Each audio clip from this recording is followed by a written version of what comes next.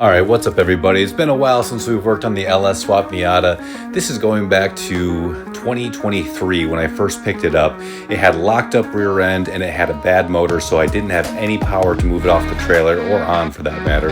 So it was quite an ordeal, but once we got it in the garage, I got up on the lift and it sat there.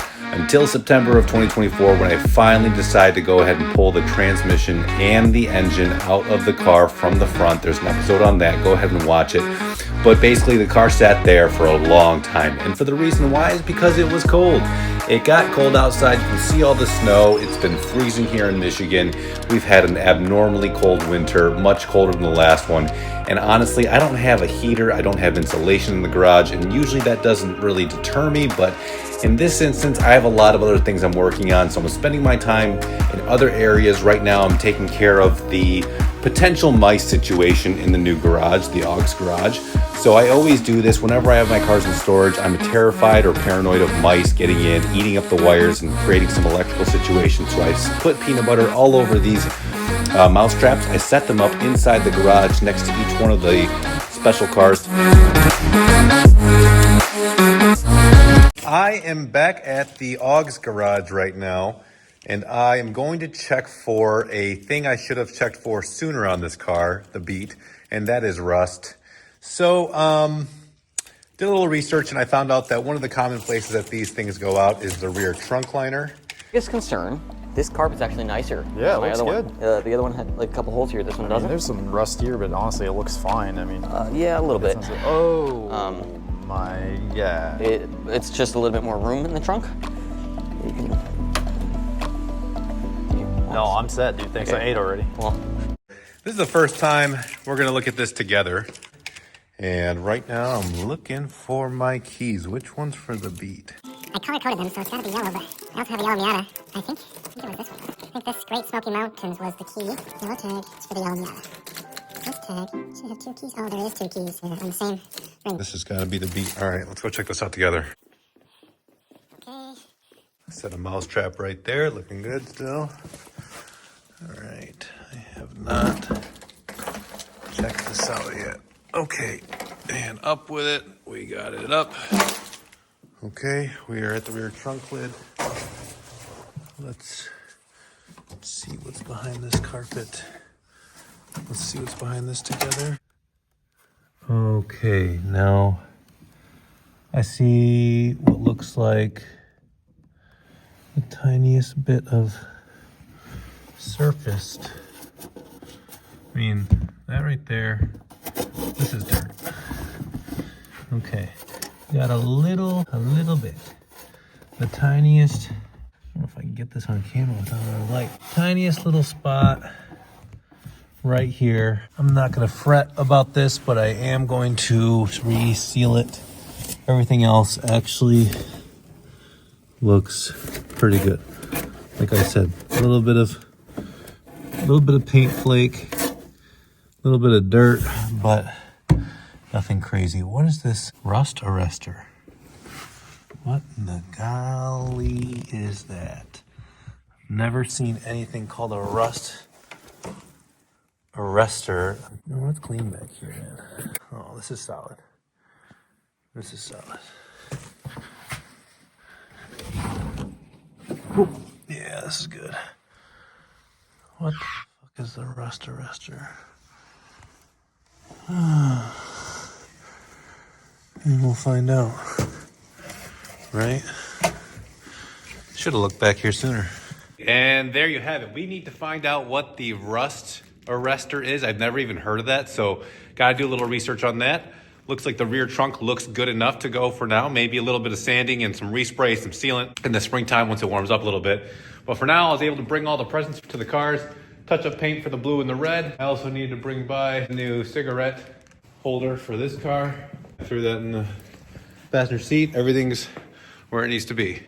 Now fast forward back to February 2025. We are back at it again, moving forward to remove the rest of the junk from the engine bay that we don't need anymore. We're not going to be using cruise control. I'm not going to be keeping the windshield washer fluid reservoirs, all the other knickknacks and doodads that just aren't going to be needed anymore. stripping it down, getting this down to the bare chassis is the next goal. You can see the LS Swap Miata in the background on the right side, my other one. That's just to motivate us and keep us pushing forward, baby. So here we go.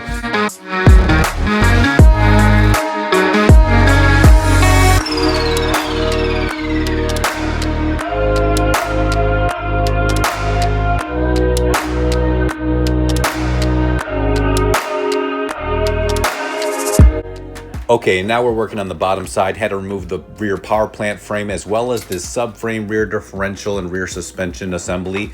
So this is a key component of the LS Swap conversion because we're gonna have to remove the stock diff. It just can't hold up to the power and the torque of the LS engine. So we're gonna put in a Ford 8.8 rear differential with an Eaton Detroit True Track locker. So that's going to be the next step. Of course, this is kind of an ordeal. It's a small step forward, but it's kind of something I've been dragging my feet on, so I'm glad I got it out.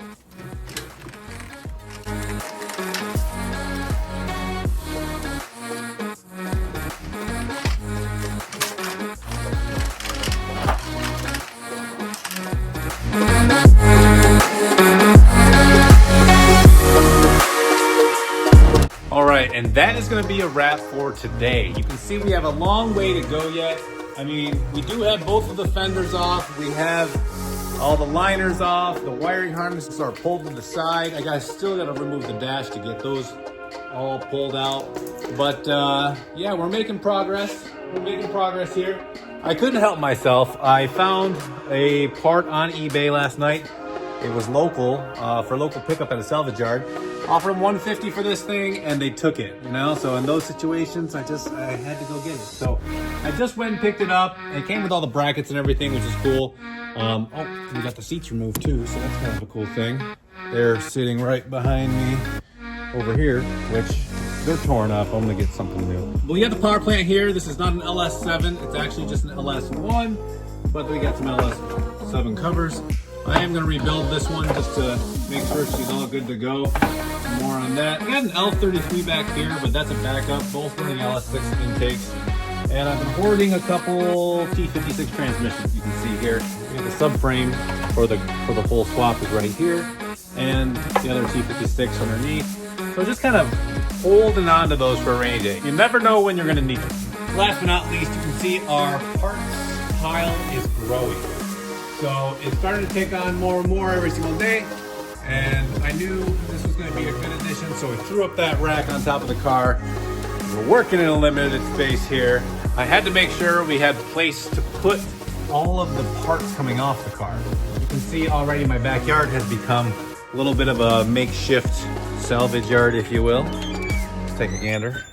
We already got the AC condenser pulled off. We got the front suspension off.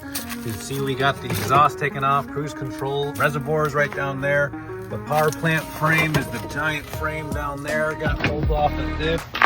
Again, we got the muffler off and the big kahuna, which is the full rear suspension, including the diff, axles, brakes, and coilovers. So we got to break this subframe down, get it ready and prepped to put in the 8.8 Ford rear end swap, and then keep chugging along.